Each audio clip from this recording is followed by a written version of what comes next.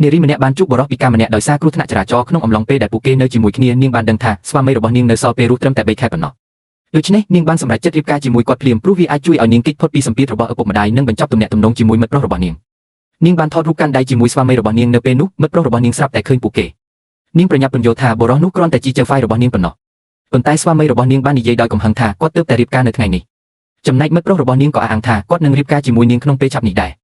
ប្រឈមមុខនឹងស្ថានភាពដ៏អាម៉ាស់នេះនារីនោះមិនដឹងថាគួរធ្វើដូចម្តេចទេហើយស្វាមីរបស់នាងក៏ចាក់ចេញទៅដោយកំហឹង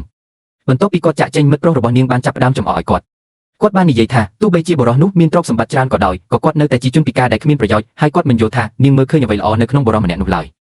ឬដូច្នេះនារីនោះបានត្រឹមតែជាមិត្តប្រុសរបស់នាងក្នុងចិត្តប៉ុណ្ណោះក្រោយមកនាងបានសុំឲ្យស្វាមីរបស់នាងជួយយកប្រាក់$200,000ដែលមិត្តប្រុសរបស់នាងបានបោកយកពីនាងត្រឡប់មកវិញនៅថ្ងៃបន្ទាប់នាងបានលក់ផ្ទះរបស់នាងដោយចៃដន្យនាងបានជួបស្វាមីរបស់នាងនៅជាន់ក្រោមខណៈដែលគាត់មកទទួលនាង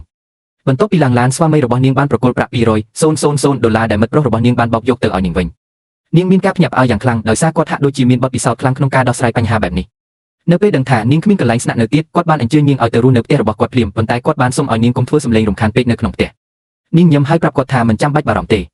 នៅពេលមកដល់ផ្ទះរបស់គាត់នាងមានការភ្ញាក់ផ្អើលយ៉ាងខ្លាំងចំពោះទ្រព្យសម្បត្តិដ៏សម្បូរបែបរបស់គាត់ហើយនាងបានលេងសើចថាគាត់ប្រកាសជាអ្នកបង់ពន្ធដ៏ល្អម្នាក់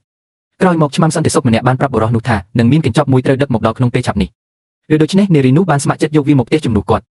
នៅពេលកញ្ចប់នោះមកដល់នាងភ្ញាក់ផ្អើលយ៉ាងខ្លាំងព្រោះវាមានទំហំធំខ្លាំងណាស់ប៉ុន្តែនាងនៅតែសុំឲ្យស្វាមីរបស់នាងជួយលើកវាទៅផ្ទះក្រោយពីពួកគេត្រឡប់មកដល់ផ្ទះជំនួយការរបស់គាត់បានរត់មកជួយហើយសួរដោយកំហឹងថាតើអ្នកណាហ៊ានឲ្យចៅហ្វាយរបស់គាត់លើកប្រអប់ធ្ងន់បែបនេះនារីនោះបានសារភាពភ្លាមថាវាជាគំនិតរបស់នាងបន្ទាប់ពីបើកប្រអប់នាងបានរកឃើញថាខាងក្នុងពោពេញទៅដោយសម្ភារៈសម្រាប់ពិធីបុណ្យសពស្វាមីរបស់នាងបាននិយាយថារបស់ទាំងអស់នោះត្រូវបានរៀបចំសម្រាប់ខ្លួនគាត់ផ្ទាល់ហើយបានប្រាប់នាងឲ្យជួយរៀបចំពិធីបុណ្យសពរបស់គាត់នៅថ្ងៃអនាគតនេះគឺជាលើកទី1ហើយដែលនាងបានជួបមនុស្សម្នាក់ដែលស្ងប់ស្ងាត់និងទទួលយកការស្លាប់របស់ខ្លួនបានយ៉ាងសាមញ្ញបែបនេះការឃើញសម្ភារៈសម្រាប់ពិធីបុណ្យសពទាំងនោះបានធ្វើឲ្យបេះដូងរបស់នាងឈឺចាប់យ៉ាងខ្លាំងភ្លាមនោះស្វាមីរបស់នាងបានលេចមកពីខាងក្រោយដោយភ្ញាក់ផ្អើលនាងបានដួលចូលទៅក្នុងដៃរបស់គាត់នៅពេលមើលបុរសដ៏សង្ហាម្នាក់ដែលជិតស្លាប់បែបនេះនាងស្រាប់តែមានអារម្មណ៍ថាវាពិតជាគួរឲ្យសោកស្ដាយខ្លាំងណាស់ក្រោយមកនាងបានសួរអ្នកបម្រើម្នាក់ថាតើស្វាមីរបស់នាងមានជំងឺអ្វីអ្នកបម្រើបានយំហើយនិយាយថាវាជាជំងឺដំណពូជដែលមិនអាចព្យាបាលបានហើយបានពន្យល់ថាទាំងបងប្រុសនិងម្ដាយរបស់គាត់សុទ្ធតែបានស្លាប់ដោយសារជំងឺនេះរួចហើយ